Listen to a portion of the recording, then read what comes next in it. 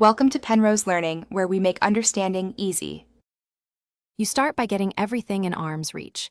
Cans, aromatics, and a pot. This prevents scrambling mid-cook.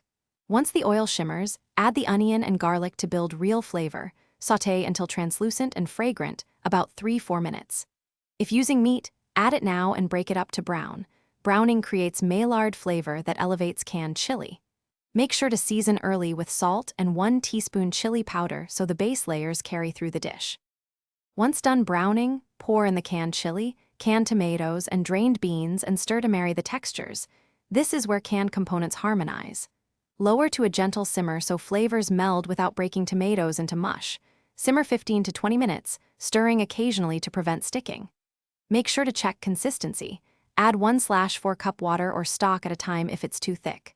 Taste and tweak salt, acid, or heat gradually, because small changes shift the whole pot.